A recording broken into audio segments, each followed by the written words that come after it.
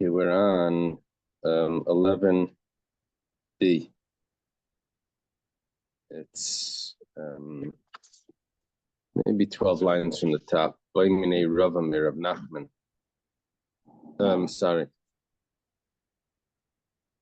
Yeah, that's it. Boimine Ravamir of Nachman. Is that correct, Rav Naftali? Close enough. Where do you think? Where are we supposed to start? No, that's a good spot to start. Okay, thank Hashem that you're able to learn Torah every day. Both of our learning, we should have the Beis Hamikdash immediately, and learning the Nishma, Savak all the Basra Daf, and son also been seeing, and the Refuah Shlema for Avnei ben Sarah, and Dalia gets all has been taken to prayer.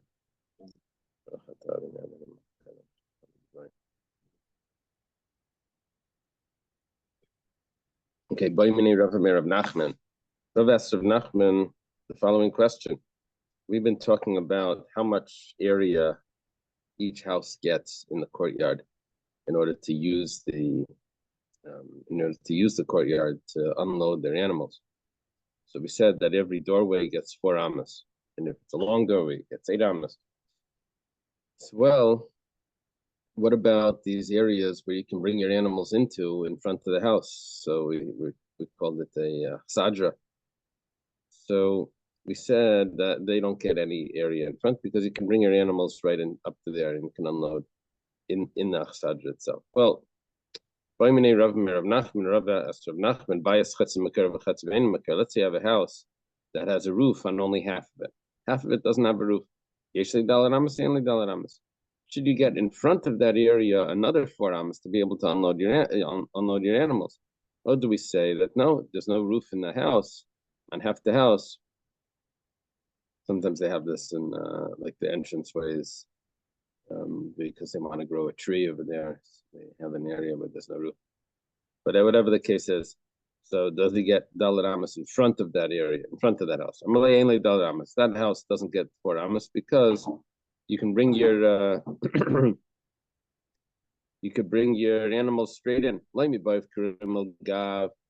Not only, like, it's not necessary to say this when you have the roof is on the inside of the house, because the outside of the house is unroofed.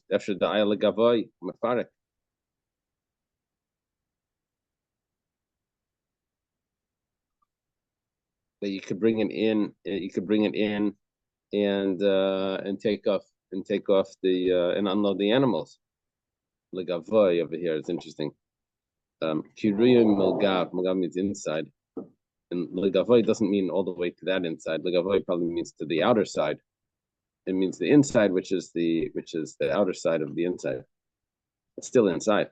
But even if the roof is on the outside, you can still go inside. I guess it means under the roof, and unload your animals on the inner part. But you see, the idea here is, I don't know if that's good. It's going to break it. I don't know. I think it's fine. The idea here is that you want to you need an area that doesn't have your other furniture to be able to unload your animals. So we're looking for an open area, which would be outside, which doesn't have your furniture. So that could be in front of the house, or it could be in the house if there's no roof. So because in the house, if there's no roof, there's no furniture there, so that would be a perfect spot for you to unload your animals. Okay. Rav Huna mi Rabbi Ami. Rav Huna asked Rabbi Ami the following question. Tosfos points out over here that Rabbi Ami and Rabbi Asi were considered on a lower level than Rav Huna. So the question is, why is Rav Huna asking Rav Ami if they were the ones that would be asking him questions? So Tosfos answers that there's a Rabbi Ami and there's a Rav Ami, and Rabbi Ami is greater, and Rav Huna is asking questions. It's a different person. It says like this: let's say there's these houses or courtyards that open up to an alleyway. So if you have an alleyway on this side, the house is in the middle. So all the houses open up to this alleyway. But this guy he breaks through his back door, and he wants to join the other alleyway on the other side, wants to be part of that group. So, the name of him is the new Mavi allowed to say, hey, 1 second, we're this special club over here, we're all old friends from yeshiva, and we don't want just new people hanging out over here. Can they stop him from opening his door into their alleyway? So he answered him. He says, yes, they can stop him. His new friends can say, go back to your old group. This is the legion of soldiers that you need to give them lodging in your house. That was the government rule. When they would come to town, you had to give them lodging. Well, how many people do you need to take in? Is it according to how many doors you have in your house? Or is it according to how many people you have in your house? So he answers, it's like an obligation per person to take someone in. So it was according to how many people you had, not how many doorways you had. Tanya Namihachi, you have another brisa that says this. We have a brisa that supports it. It says,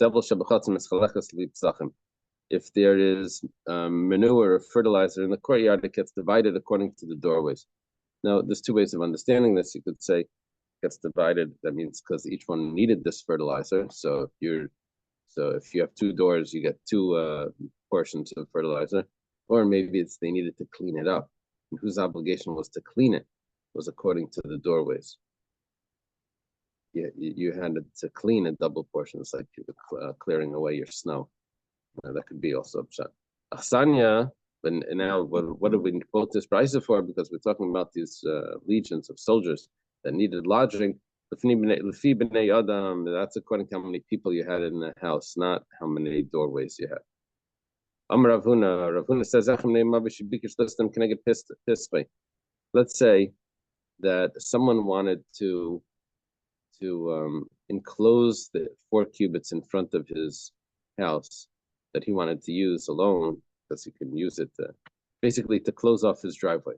He wants to fill it in, make walls and a roof. And so it says if he wants to do that, the other people can stop him because they used to be able to walk through the area straight, and now they're going to have to walk around his new garage that he just built on his driveway. Usually everyone would just walk through the driveways, right? Same is true also with the sidewalk that technically not your property. Right. So your car block. But this is specifically an area that was given to him for him to unload, but he still can't put a wall around it. That might be sidewalk. The sidewalk that goes through the driveway. No. The one between the street and the sidewalk. Sometimes there's a grass. Right. Use it. Right. Yeah, to plow the snow there, that's for sure. Right. And the reason is because you're making the pathway longer for them. Meisvei, the Gemara has a question. Let's say you have 5 courtyards that are open up into a mavi. Mavi is the alleyway. All of them are using the outer one because they have to walk through it to get to theirs. We're talking about where you have houses, a house, another house, another house, another house, and along all the houses or along all the courtyards is a alleyway which goes down, and each one would exit off into his house as he goes through it. So all of them are allowed to use the outer one because that's what's happening. They're all using the outer one. The outer one uses his own area. But everyone else can also use the second one. And the second one can use her area herself and the outer one. But the more deeper into the mavi you go, the more deeper into the alleyway you go, the more areas you're walking along, the more people's front yards you're walking along. It's not really a front yard, but the more those 4 amas in front of their house or whatever you're walking through that much more because you're passing through all of those to get to your place. So which means that the inner one is allowed to use the outer ones, but the outer ones aren't allowed to use the inner ones.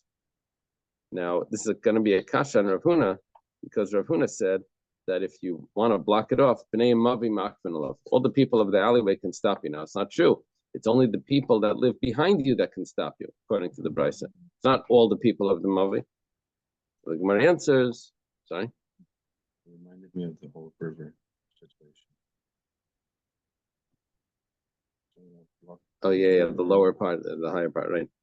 The Gemara answers Tanoi, it's Machlekes Tanoim, so you can't ask a kasha on Rav Huna because he could be following that other opinion that says a little differently than this. The Tanya was started in a brisa. So the brisa is going to be quoted, and we're going to have a question on it. Then we're going to readjust it, and then with that, we're going to see that there's a machlekes here.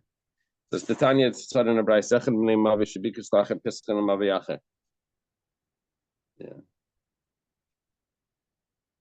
If there's a if there's one person in the Mavi that wants to open his door to the Mavi that's behind him. So it says, B'nai Mavi Makfen Alav. The people that are behind him, that other alleyway, they can say, 1 second, we have enough people here walking through our Mavi. Please use your front entrance and don't break through the back door, your back wall to make a new entrance. Let's say that entrance was already there. He just never used it. Sometimes people have these back doors that they never open. And so he opens it up, he starts to use it. The people of the alleyway, they cannot stop him, because the door was already there. What do you say about someone has a property and it's fenced off, but in the back they have like a gate? People sometimes go from the street, the public domain, into his gate to make like a shortcut to a shoal or something. It's going to be on the next page. We'll have that. I just see that a lot. Yeah. In Muncie, they used to do that. They used to walk through everyone's It's property. obviously meant for the owner of the property. Right.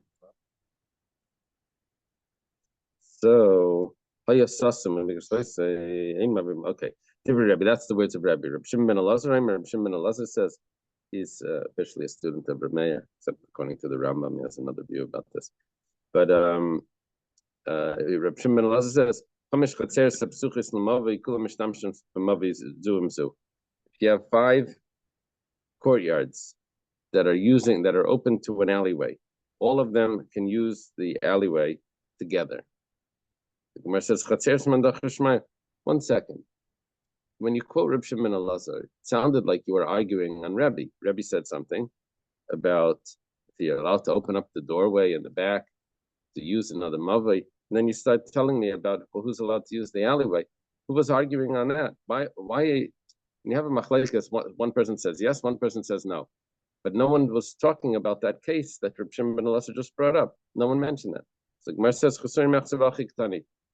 this Bryce was actually missing words. We are going to add some words in, and then I will show you that there's really a machlekes going on here. It says, and also if there's 5 courtyards that are open to an alleyway,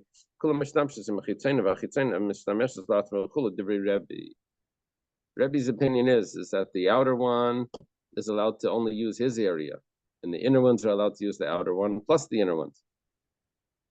So which means you only have access to what you need to walk through. The guy that's right at the edge of the alleyway does not belong deep into the alleyway. However, Reb Shimon ben Elazar says no. If that's your alleyway, you're allowed to go to the back. You're allowed to go to the front. That's the whole thing is considered your area for you to use or to walk into. So if that's the case, then that would fit with Rav Huna that said before that people of the Mavi can stop him from making an enclosure around his 4 cubits that he gets, because everyone in the alleyway has access to the alley. Even the people that are more outer than him also have access to the inside. That would follow the opinion of Shimon ben Elazar. Based on the first opinion, that last person could close off because basically like Right. he's the only one that needs Right, access all the way right. there. That's what would come out, yeah. So still asking, if according to the first opinion, according to Rabbi, then they could not prevent him from Only the ones that are more inner can prevent him. The other ones don't. Right? The way Rav Huna put it was that everyone can say it. So we had to figure out what do you mean everyone, the whole all b'nei mavi. So we said, well, yeah, there's another opinion that says that if you're in that mavi, you have access to the whole area. Amar Mar. Something that we mentioned before, it says the area was closed off. And if your doorway was closed off in the back, and you only had access to one alleyway, and now you're trying to go to the other alleyway that's behind you. But there was a doorway. The only thing is you never opened it. Now you want to open it. The people of the alleyway cannot stop you because that door was there already. It depends. There's a door there, but how did you get rid of that door? Is it just locked, or did you actually seal it off by taking away the door frame and turn it into a wall? If you turned it back into a wall, you took away the little things that are sticking out, the like the frame. Then then the people of the alleyway can say, nope, your door's not here anymore. You can't break through that wall. Abaya says, it's very good what you're saying, because there's actually a brisa that supports exactly this. It says, Baya Sasum, you have a house that's closed off. It had an entranceway into the courtyard, but you locked it up. You closed it off. Yeshle Dalaramas. When you divide the courtyard, that entranceway still gets 4 amas. Parts as Pitzima, but if you took away the door frame, took away any like pegs that stick out because there's a door there, ain't like Dalaramas, then you don't get 4 amas. So that means parts of Pitzima is the way of getting rid of that door. So they might. So he's saying that a doorway, quote unquote, has 4 amas, even though it's sealed off, because someone might think it's a door. No, because he's always allowed to reopen it, and so therefore it's considered a door. But if he moves the door frame, then the door's gone. That's the yeah. I noticed that there was no time frame around any of these items. And we learned in the past that 3 years, if you claim your ownership. But I noticed here there was nothing. Seems like one. Is there commentary? Maybe he forfeits it. I'm not sure. Maybe once he closes it off like that, he forfeits his access to that alleyway.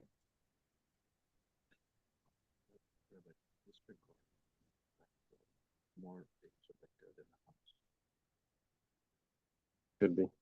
And the idea here is that the alleyway in the back has a certain amount of people that's comfortable. If you're going to put in more people coming through there, and it's changing the comfort level of the alleyway.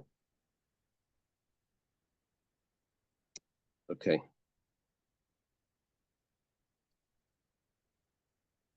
Also, the ladies on Shabbos that like to sit outside and schmooze. They have their groups. They don't want other people coming. So now there's a parenthesis here. It says Kevesh Pischi Sasam. It's like a continuation of this brisa.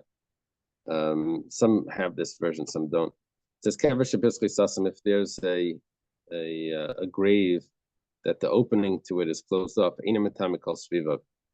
it doesn't contaminate all around it. Why? Because it's considered like a door. And the door only contaminates in front of the door, not 4 cubits all on to all sides. But parts it's Pitzima, but if you sealed it off in a way where there is no door, the sasma metamikal sviv, then it contaminates like a grave all around. By a sasam, there's a house that's closed, and a metamikal sviv, it doesn't contaminate all around, only in front of the entrance. Parts it's Pitzima, but if you took away that door, then metamikal sviv, then that turns into a grave, and it's like as if it's staying there. in that house, and then then it contaminates all around like a grave does. Is it 4 comparing cubits still this to sign. a grave and how someone get killed off from Yeah. that? But it's saying a difference between if the door is just closed or if the door was removed, and if the door was sealed off. That's what it's saying. Amar Rabba bar Bar Chanam Rabbi Yechanan. This was Yonatan. This is what you were bringing up before. Rabba bar Chanam says, "Name of Rabbi Yechanan, Mavayis hamafalashes le'aracheres." If you have alleyways that are open to another city, that means that people can walk through your alleyway to go from one city to another city. They go through. This is like a thoroughfare. People can walk through. Ubikshu b'nei Yair l'saisman. But people of the city wanted to close it off. Yeah, this is a North Miami Beach type of question, because we don't like to be like, you go through this street and Avenue, this, all the streets they go through, they don't go through the. If your street goes through, then you're basically, you have a busier street. So these people want to close off their street. They want a more quiet street. So the people from the other city that want to walk through, they can stop them. They can say, you can't close that off. That's the way we get that's the way we travel. And not only can they stop them if they don't have another way, the makfi, even if they have another way, they say, why do you need this? You can go that, you can go around. I'm not because Rav Yehuda says the name of Rav, Damar, that he says, if there's a border that the public walks on, you're not allowed to take it away from them. It's already there. They already have it. I guess over here in North Miami Beach, there's always a fight to make the street open. Right? They're trying to open up streets that are already closed. That's a different story. There was like a time frame. Like after like I don't know how many years of the person like people walking to it becomes like public domain. Yeah, but we didn't say years. We said they used it a few times, 3 times probably. I don't know. Rav Gidl, Damar Rav Gidl, this is in parentheses. Rabim Shabiru Derech Latzma Shabiru Beru. That if there's a public that chose a certain path, then with the way they chose it, that's the path. And even if you're going to claim that I'm going to give them another path that they can go that way, it doesn't help. Amar Rav Anan Amar Shmuel. Rav Anan says the name of Shmuel. Mavaisam Mefalashis Dershus Rabim. Let's say there's an alleyway that's open. This doesn't have to be open on both ends. This could just mean open on one end. It doesn't say. What does the commentary say? It says open on one end or both ends? One end. Okay, good. And the people of the Bikshu B'nai Mavi Lahamaland Lasis, the people of the alleyway, they wanted to put up doors. They're not happy with what's going on, and they just wanted to close it off to keep the public out. So it says that the public can stop them from putting up doors. The understanding of this was that in the front 4 cubits of the alleyway, which sometimes the public can ends up going into those front 4 cubits. There's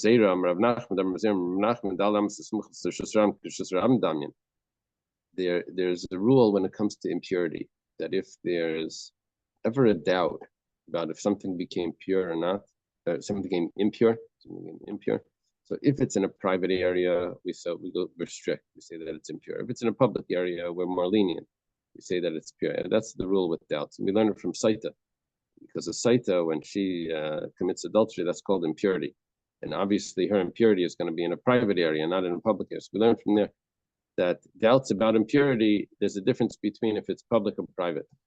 Anyway, what about if it's in a private area, but it's very close to the public area? So if it's in the 4 cubits of the public area in that alleyway, that's considered like the public area. And the doubts are going to be pure. So we thought that maybe you want to put up doors, you can't put it up in those 4 cubits because those 4 cubits have the halachic status of the Rosh Hashanah, where it says V'laihi. It's not that. That's a Hasam Linian Tumah. That has to do with impurity. But here, you can't put up any doors. But sometimes there's an overflow in the public area, and they need to use the alleyway as well. So we don't let you block that off at all. Now we say, got a machlekes about people that were partners and they wanted to divide up the courtyard. How big was the courtyard? And we said, what about if there's a field and they want to divide the field? So it says there needs to be enough to sow 9 kav of seed. That's usually how. That's the way of measuring area. Was how much you can sow, how much seed you can sow in that area. So if there was 9 kav of seed per person, then you could divide the field. If it was less than that, then you say it doesn't make sense to divide it. Each of us are going to get such a small amount. It will only be like a day's work or whatever. So it doesn't make sense to divide it. So any lot smaller than that is not profit. Right. Okay.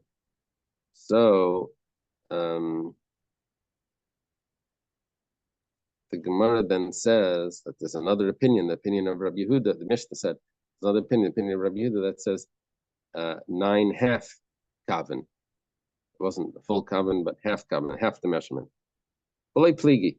Gemara says it's not really a machlekes between Rabbi Yehuda and the first Tana. Mark Yesrei. Depends on the area where it is, if that's considered a significant amount of work, or if that's not considered a significant amount of work. If that's considered like a day's work, so then that's already significant. But if that's like so small, it depends on how difficult it is to sow in that field, in that area. The Gemara asks, what happens in Bavel? Is Bavel, the Babylonia, is that area a 9 kav area, or is that a 9.5 kavan area? So Zam Rav Yosef, Bei Radu Yaima. The way you do it in Bavel is the amount that it would take to plow in one day. That's considered an area that you can divide. You don't want to give anyone a field that takes less than a day to plow. And else it's not worth it. I read somewhere, and I don't remember where, that the way things worked there is that a lot of farmers didn't own cows and farm implements. They rented them for a day. And you had to pay for a whole day. So yeah, that makes sense. This was the amount that a cow could plow in a day, because you have to pay for 8 hours and you only have 3 hours worth of plowing. Right. That's no good. Right. So we're talking a massive amount here. Before we were talking about just the amount it would take to look into somebody else's courtyard. Now we're talking about a day's worth of plowing.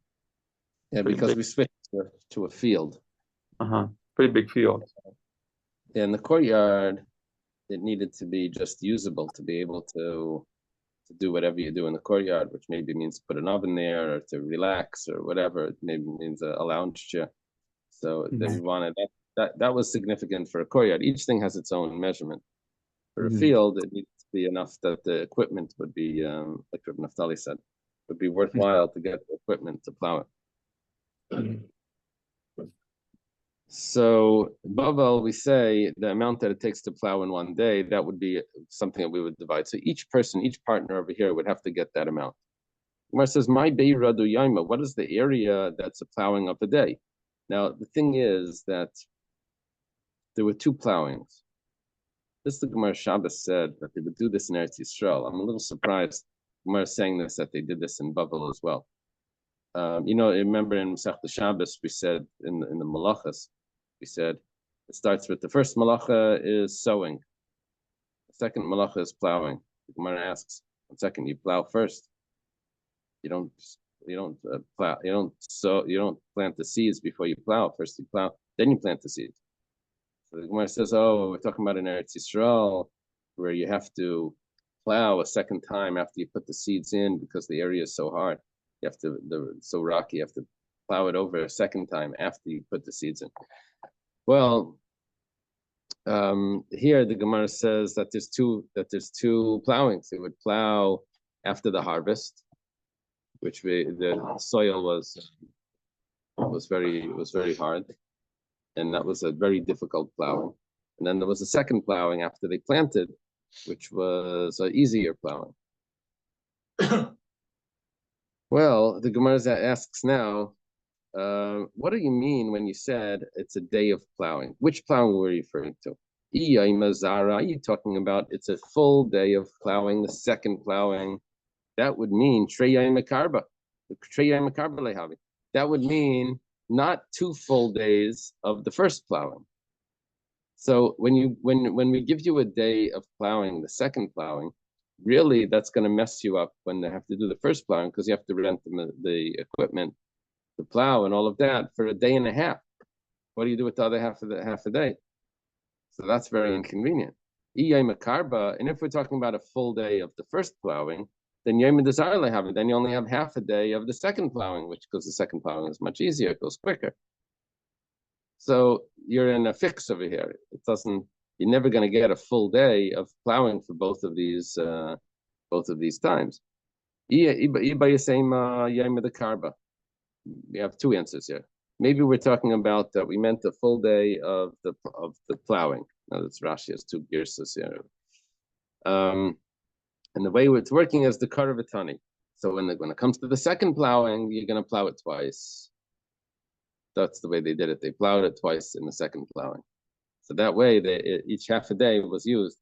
We said that if it's a full day for the first plowing, for the time after when the soil's very hard, then the second day it's going to only be a half a day. Yeah, it's a half a day, but you have to plow twice the second time. That's the custom. So then it's a full day. Maybe we're talking about the other way. We're talking about that the full day that you need of this area is a full day of plowing. That's talking about the second plowing is a full day. The first plowing is going to be a day and a half. But Hadure, we're talking about that the soil is very hard, and then instead of taking a day and a half, it actually takes 2 full days. So we'd say have special situations here where it's working out that. Okay. What about Davla? We're on page Yud Beis.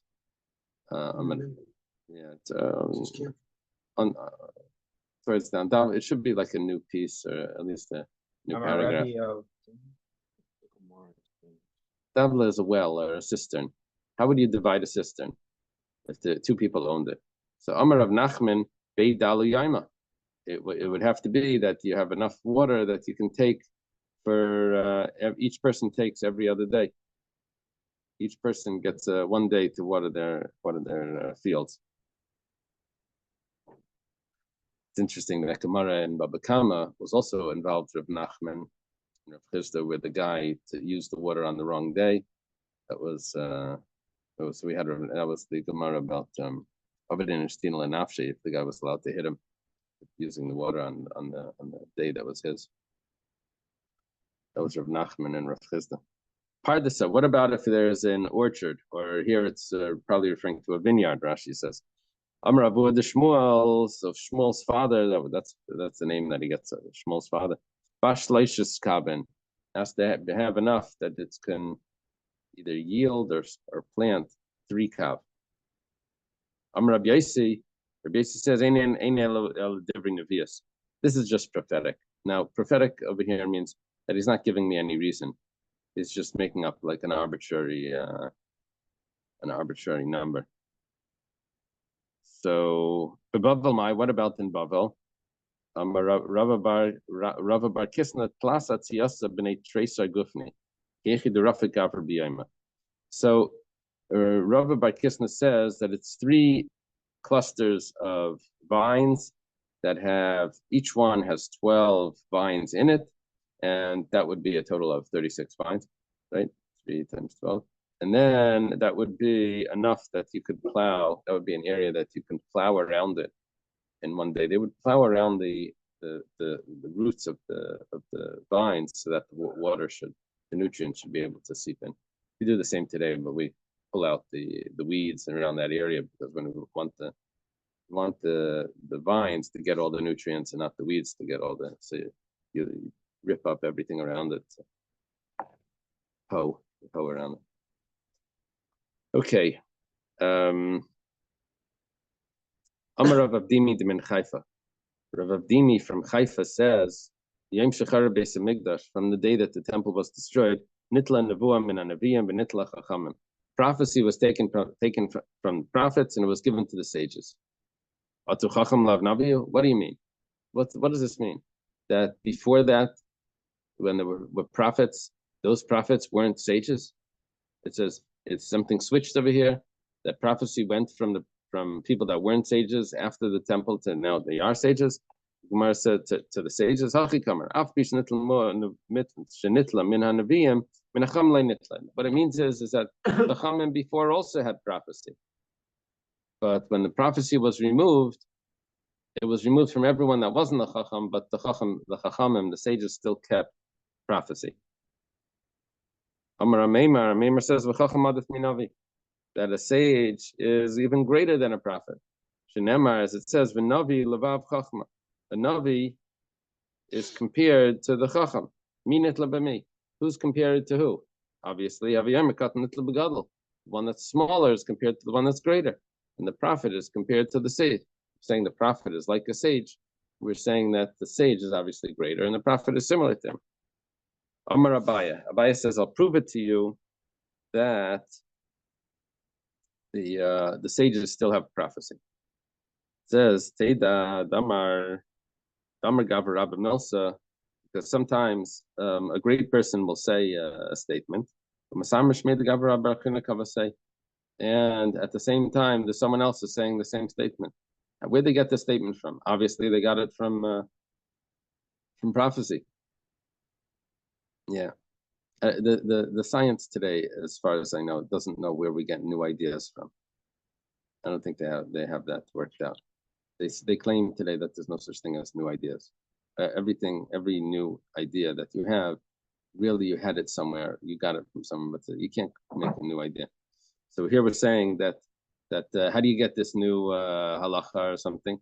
You know, this thing, you got it from prophecy. So how did he get it at the same time? He was saying the same thing. It must be that they tapped into the prophecy. They were able to each say the same thing. Well, it's same message. It can't be like that they learn. No, it's saying that they learned, but now where they get this new statement, this new teretz, this new answer to a question or something, they got it from they tapped into the Oh, like something that wasn't in the books. that wasn't in the books. Where they get it from? It's interesting you use the term Maslow, because it goes with the interpretation of Maslow's Makom's Maladat, because they both knew at this time. One of the kids' tapes they had. I forget who it was. It was a Purim tape, but in this there was a song on it, and it says, "The answer is somewhere in the air, but has not yet entered my mind." It's floating around. If they like catch it. The answer's blowing in the wind. Oh yeah, is that It's an in answer? Americans. Yeah, like in tiny, it's just the grasp. Amar Rava, Gemara says, "My kushya, why? That's a proof. Maybe they both have the same mazel, and they both came up with the same idea. It's not prophecy. You're making it look like in order for two people to get the same idea, it's then it had to be that they tapped into the pool of prophecy. They each tapped in, and they got it. Maybe they come from the same mazel. They think the same. You know, they come under the same constellation. Yeah, when I was in yeshiva, someplace, so one of the yeshivas, so the Maggid Shir gave a shir. It was exactly what it said in a sefer. He didn't quote the sefer, but anyway, like we said, it's this whole Torah that you're telling us. It says it in the sefer. Birkas Avram was the name of the sefer. Anyway, someone told us afterwards, like, that's not a proof. This sefer has like classic things that everyone can think of. It's just like the classic. So, yeah, you know, it doesn't prove that. Anyway, so here he's saying that, this is like the classic thing that people say. It doesn't mean that it's prophecy. Elama Rava says no. Heida Damar Gav Rabbi Milsa, here's the proof. Because a great person can say something. Masamra Mishmei, the Rabbi Kiva Bar Yosef Kavasei. And we say it in the name of Rabbi Kiva Bar Yosef. So how did he get that? That no one has the same mazel as Rabbi Kiva Bar Yosef. He's the greatest. This is Rabbi Akiva. This is the greatest. It can't be that he has the same mazel. So he couldn't have come up with this, right? So it must be that he has prophecy. How do they use for this? Most of them are just- Yeah, I'm not sure. Yeah, emphasis on how great he was. Amar Ravashi, my kushya dilma laham milsa bar mazliel. So what's the problem? Maybe in this area he was able to get that same influence.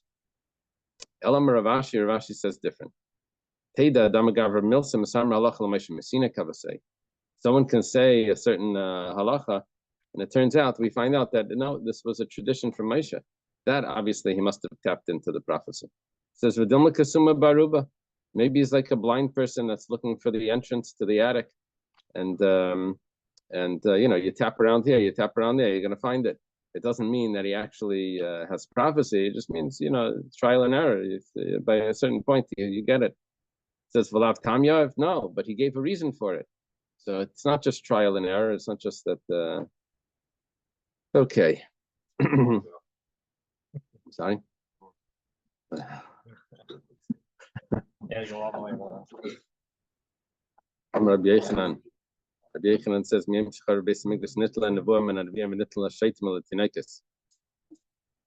Yechanan says, from the day that the temple was destroyed, prophecy was taken from the prophets and it was given to the fools, the crazy people, and it was given also to children. How do you know it was given to the fools? He had the Mar Baravashi, which is Ravashi's son. He was standing in the marketplace in Mechusa. Shamelu Shaita the Kama Reish Mesifta the Malach Masamasa Tivyu Michasim. Says that the Rosh Yeshiva, that's the head of the yeshiva in Masa Machsia, he signs his name Tivyumi. You first said the first base in the is this the second? No, it's both of these would be the second base in English. The first one said it was the first. But after the first base in English, we still had prophets. But it said it was going to the sages. I think this will be a second. No, because if it was taken away on the first base in Migdash, so how was it taken away in the second base in Migdash? Because it wasn't taken away. It was given to the sages. No, but it says it was taken from the prophets. No. We said it was taken from the prophets, it was given to the sages. Then we said it was taken from the prophets and it was given to it's a different opinion. There's the first temple.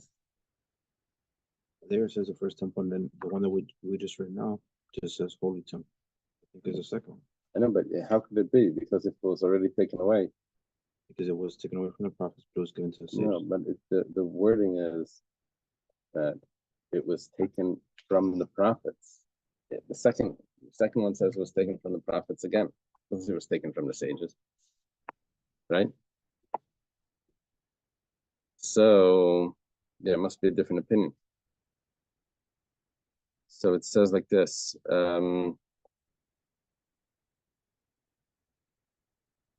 Yeah, in Jewish thought, we assume that Gemara, I forget where it is, in Avodah Zarah maybe, where they bound Yetzer Hara for idolatry. Remember, they killed it, and so that's when when they killed the Yetzer Hara for idolatry. That's also when the prophecy stopped.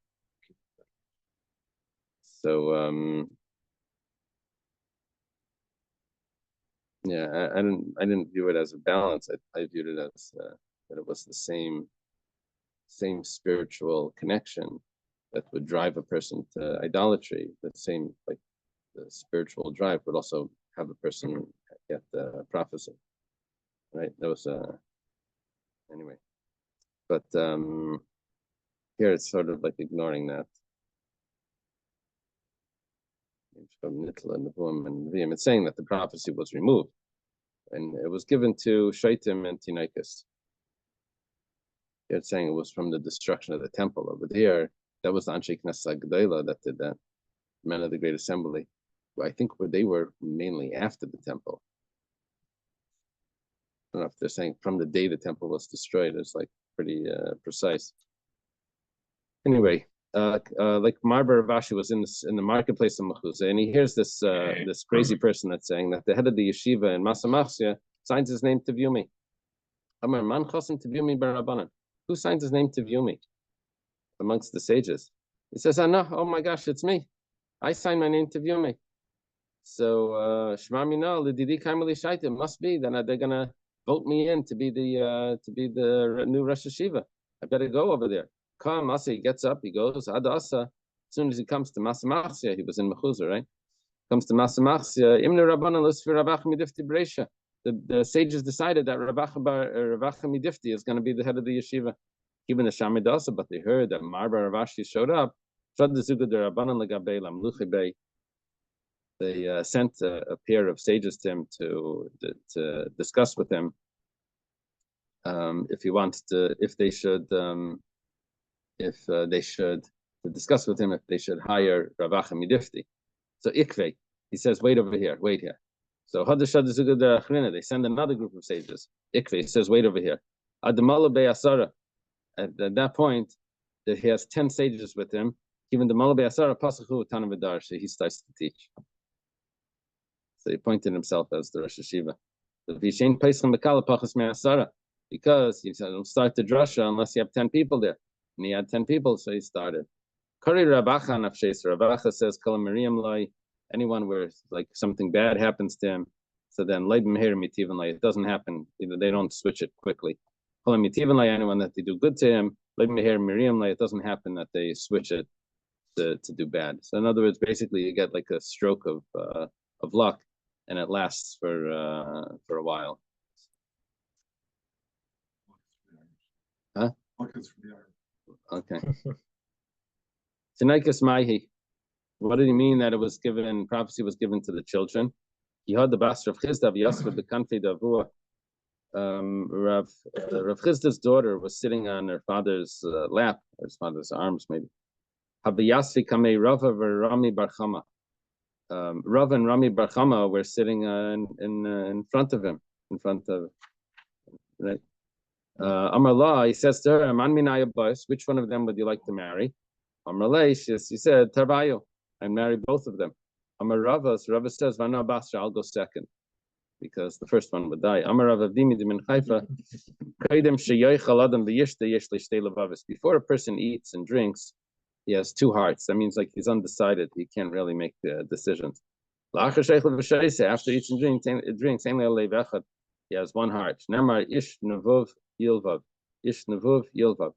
A person that's empty, Nevuv, we say is empty, then Yilvav, he has two hearts. Siv Nevuv Luches. We see that the word Nevuv means empty. That it's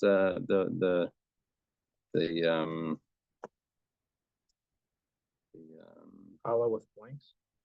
what does it say? It's Words are hollow. Words are hollow.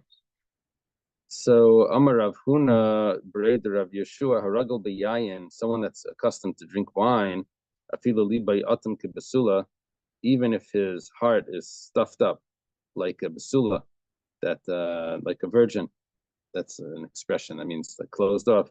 Yayin Mefakrai, the wine can make him smart, can open it up.